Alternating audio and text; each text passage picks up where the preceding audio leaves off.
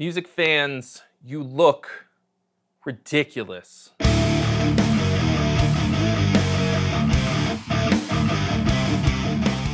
There's this one thing that y'all been doing that I need you to stop right now and never do it again. We as fans of music need to come to the same conclusion, and that's this. Art is not custom ordered. There hopefully is no musician sitting at home with an instrument in their hand wondering what you, specifically, you, Bob Smith, wants to hear. You didn't fill out a little order slip like at a deli for your sandwich, you know, a little rye bread and hot pastrami with cheddar instead of Swiss and lots of mustard and pickles and pepperoncinis.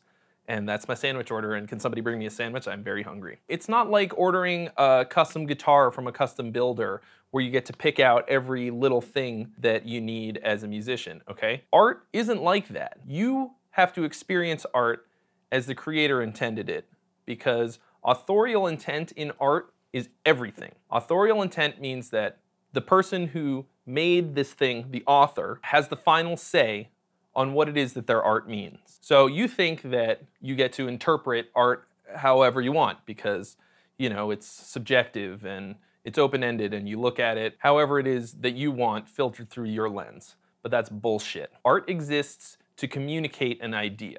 100% of art exists as a form of communication. Now, it is, of course, an abstract kind of communication, so sometimes what goes in one end doesn't quite come out the other.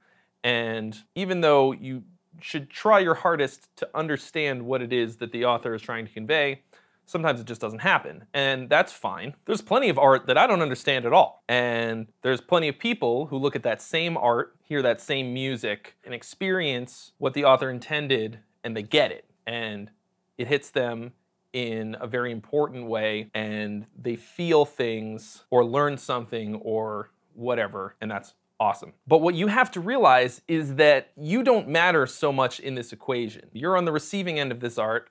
There are a lot of people who just aren't. They'll never see or hear this piece of art and this piece of music, and they just, whether or not they would get it doesn't matter because you can't understand something that you don't experience. The reason that people make art is to communicate this idea, whatever it is, that can't be communicated through just basic forms of communication, regular old talking, prose, the written word in a clinical way. You know, you have to express this thing that's maybe sort of unexpressible, so you have to resort to this abstract communication to get the idea from here to other guy here. For example, when I write a song, it has to be the way that I want it to be, okay? I'm not thinking about you. I'm not thinking about anybody except for myself. And that's okay because it's my art, I'm making it. When I put it out into the world, I'm trying to find people who get it. I'm trying to build a bridge from here to there. I'm trying to find like-minded individuals who will understand the message. It's kind of actually almost like a dog whistle in a certain sense. You're either gonna get it or you're not. It's very possible that people just aren't gonna get it. And that's okay. You might hear a song that I write, that I've recorded, that I've put out, and you don't like it at all. You don't understand what I'm going for. That's fine. Doesn't matter. But what we need to stop doing is when we hear that, even if it's from a favorite band of ours that we've really connected with for the longest time, and say shit like, oh, I liked it much better when you guys didn't have any clean vocals. Oh, you need to go back to this lineup. Oh, why don't you have Steve in the band anymore? I like their old stuff better. You guys need to go back to incorporating neoclassical elements in your music. I think you tuned too low. Why did you use a balalaika in this song? This doesn't sound good. This is too symphonic for me. Why does this have clean vocals? I miss your lows. I don't like the way this sounds. This is too shreddy. Where's the feeling? Why don't you play faster? This song is too slow. This song is too fast. This isn't even all that impressive. I could totally do that. The kick drum is too loud. The kick drum should be louder. The kick drum isn't punchy enough. I wish this was punchier. I don't like this. Thumbs down, bad. Meh, meh. First of all, why on earth would they listen to you? What kind of narcissistic impulse do you have where you're gonna try and tell an artist how to make art. Like, what's next? You're gonna walk into the cockpit of a plane and tell a pilot how to fucking fly? You're gonna tell Chef Boyardee how to make ravioli? You're gonna try and tell a magician how to disappoint his parents? These are people that we cannot be anymore as music fans. You just can't do it. Art is not custom ordered to your stupid specifications. And the number one reason why that is because there are 7 billion people in the world. If the idea is to make art and communicate with other people, then of course human beings are the intended target and recipient of art. But no matter what, I for sure can't make a piece of art custom for each of 7 billion people, okay? I need to make art that expresses me, and then I put it out there, and people are either gonna like it or they're not.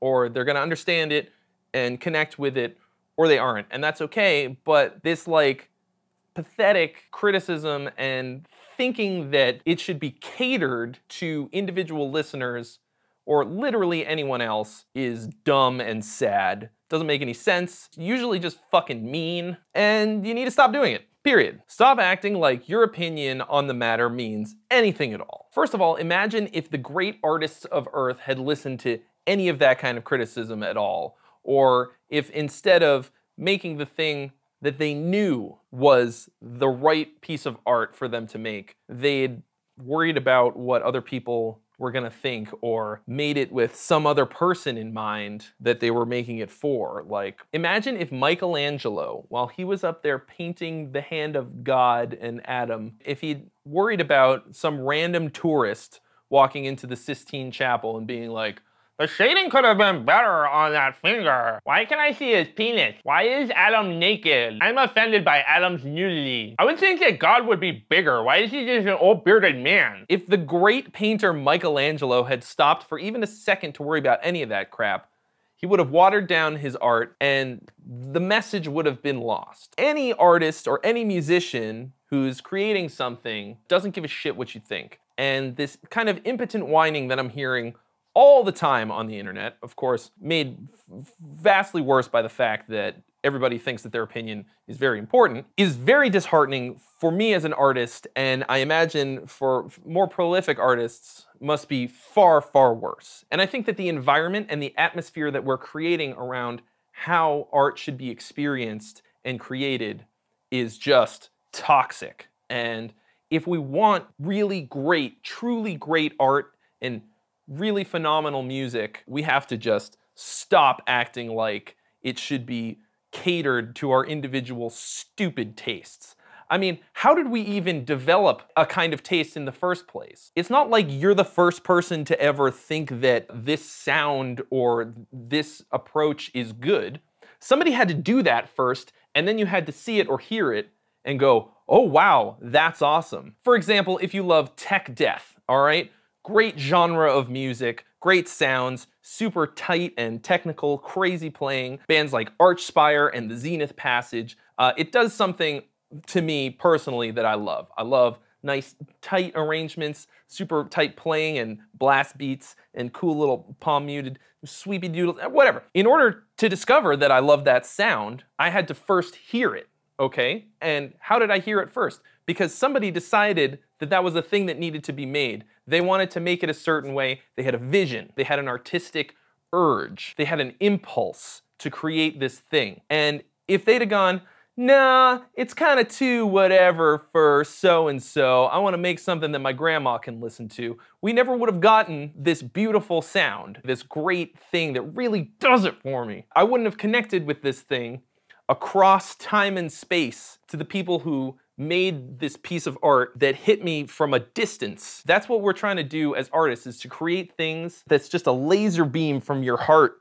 and your passion that just cuts through other people and they go, oh, that's the business. If you're pulling your punches because somebody thought that you should use the color pink instead of blue, or the harmonic minor scale instead of whatever, like, then you're just not gonna make the right thing. Your laser beam is gonna be scattered and it's not gonna cut. For musicians, listening to criticism, of course, is usually a terrible idea, but because of the internet, because of the way that fans can now connect much more directly with artists, we're having to hear it a lot more, you know? There's the comments section exists. Direct messaging your heroes has become easier than ever.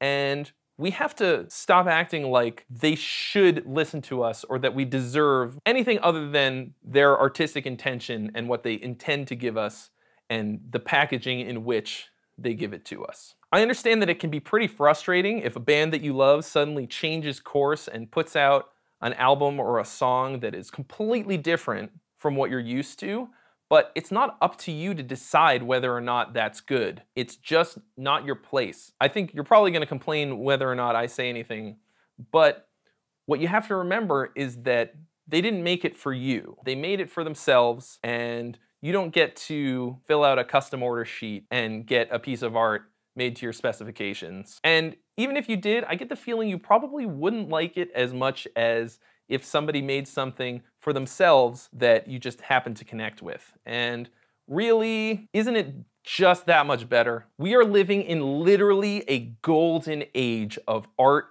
and production and music, and it might not ever get any better than this. So to complain is just ridiculous, in my opinion. You need to really take a solid look at where we're at as a society, and musically and artistically, there's never been a better time to make art, and there's so much that's so great. And if all you're doing is complaining that your favorite band started incorporating clean vocals or synthesizers or electronic elements or whatever, I think you might be missing the big picture. So what is it that we need to do about this? Number one and absolutely most important thing is we need to change our fucking attitude. Every single piece of art in whatever medium or format it comes is about experiencing the world from a different perspective that isn't yours. You can already experience your perspective 100% of the time. Taking in a piece of art is allowing you to step into somebody else's shoes for a little bit. And it shouldn't be custom ordered to some comfortable, nice little safe space that you exist in of stuff that you're used to, or some kind of easy experience and an easy, nice thing that you want to hear because you've heard it before or you're expecting a certain thing. That's not even what you want. You think it's what you want, but it's really not. Experiencing art shouldn't even always be pleasant. In fact, sometimes it should leave you so shaken to your core and so uncomfortable that you change a ton of things about yourself, about how you look at the world, about how you hear certain sounds. For example, you may have seen something at a Holocaust museum that's a piece of art that's a pile of shoes that represents people that died in the Holocaust. You shouldn't look at that and be like, oh wow, that's so nice. I really like the colors. Like, no, you should feel terrible, and you should experience a sorrow and an understanding of how bad things can get in the world. That should be your takeaway from that piece of art. It should be hard, and it should be just soul-shattering, and it shouldn't be nice. People think of music as existing in this sort of other space than most art because it has this unknowable aesthetic quality, and people don't really understand why it is that you like a certain sound over another one. It's like, why do you like the taste of spaghetti? I don't know why I like spaghetti. I put it in my mouth and my brain goes, woo, awesome, eat more of this. And that doesn't really make any sort of logical sense. With music, it's like that times 100. Why did these vibrations of sound evoke emotions or positive feelings in us, or negative feelings, or whatever? There's no real logical reasons why these certain vibrations and frequencies evoke these feelings in us. And because we're subjected to so much music all the time in the grocery store, at home, in TV and movies and all this, it's become this sort of its own thing, and we want it to be a certain way so that we can have certain feelings. But that's not really art. That's sort of like the wall decoration of music, you know? Like, if you have like a nice beach scene hanging on your wall so that you can feel relaxed, like you're at the beach when you're sitting at home, that's fine, but that's not really art, that's just decoration. And is that really what you want in your life, is just musical decoration? Stuff that just makes you feel good and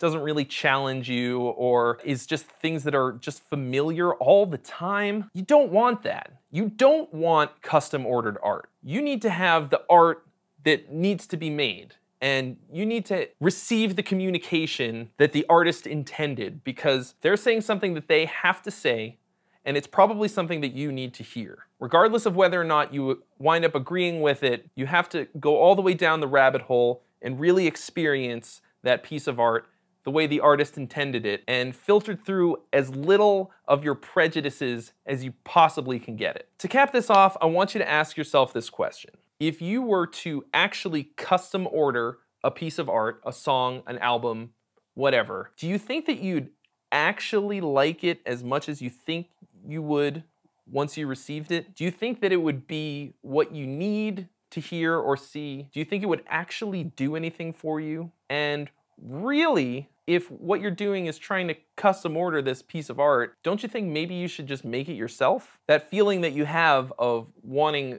this piece of art or song to be a certain way, that's the artistic urge. It's the artistic impulse that artists feel. When I hear the music that exists today, I'm inspired to make some of my own, with my own slant. I hear things a way that I wish that it was, and then I go, oh, well, I can just do that. I can just make that myself. I don't have to worry about wishing somebody else could make it. I'm just gonna do it. And that's what I do. And of course, this is frustrating because some people just aren't artists. And that's great, because if everyone was an artist, we'd have a real hard time selling any art at all. And I understand feeling like you wish you could exert some kind of influence over your favorite artist to keep making more of the thing that you like about it. But at the same time, if what you're being at that moment is on the receiving end of art, or if you're always on the receiving end of art, you sort of just have to accept that and think about really what it is that you like about any given piece of art or whatever, and realize that that's your role in the art exchange, okay? Some people give the art, some people receive the art. All artists are also on the receiving end of the art, so they understand where you're coming from when you say these things, when you complain about their art. We've all felt that, but you just have to know that it's not your place to complain about art. That's just the fact of the matter, okay? From a 5-year-old's piece of sparkly macaroni art to the Sistine Chapel and everything in between, the act of creation needs to be respected and nurtured and not whined about in the comments section. And in 2018, it's very hard for artists to get paid for what it is that they're doing. And I think that's ridiculous. And I think in order to nurture that community and to make sure that we have art forever and ever going forward, we need to realize that art is not custom ordered. It's not custom made for you. It's an experience that you need to have in whatever way the artist intended. And we have to be considering authorial intent all the time. Thanks so much for watching, guys. If you haven't already, mash that subscribe button and smack the crap out of the bell for more reviews and original content. And I'll see you real soon.